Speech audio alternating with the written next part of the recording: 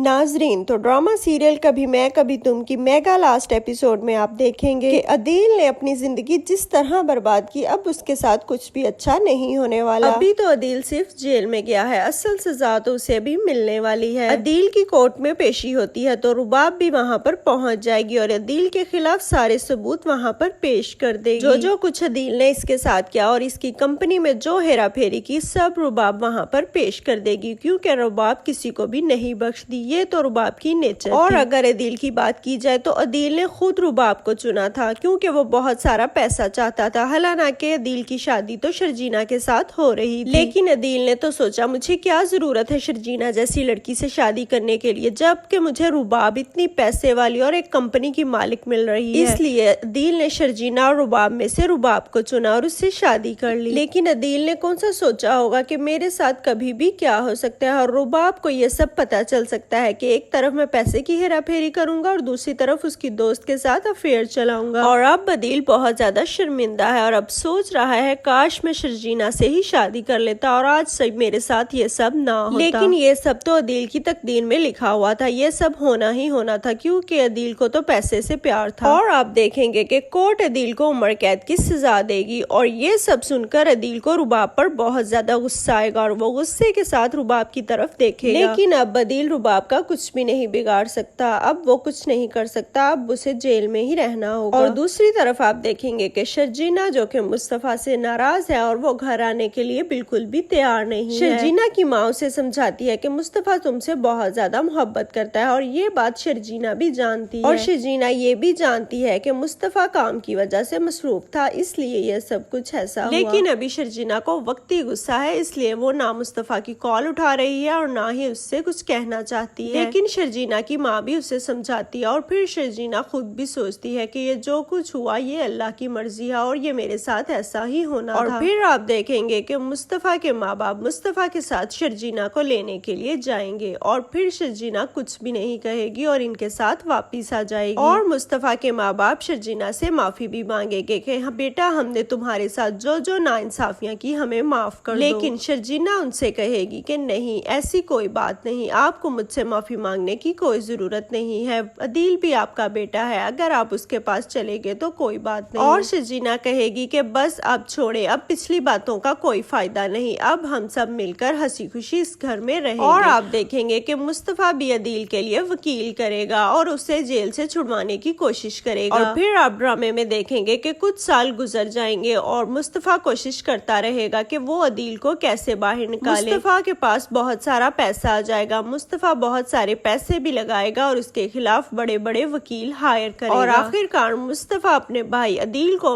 Jail से रिहा कर लेगा। और फिर अदील भी मुस्तफा से माफी मांगेगा और कहेगा कि मुझे माफ कर दो, रुबाब ने तुम्हारे साथ जो कुछ किया मैं वो जानता था, लेकिन मैं कुछ नहीं कर सका। दोनों भाई गिले शिकवे छोड़कर एक दूसरे को गले से लगा लेंगे और फिर ड्रामे की हैप्पी एंडिंग हो जाएगी। तो दोस्तों, ये थी वीडियो पसंद आई हो तो हमारे चैनल को सब्सक्राइब कर दें।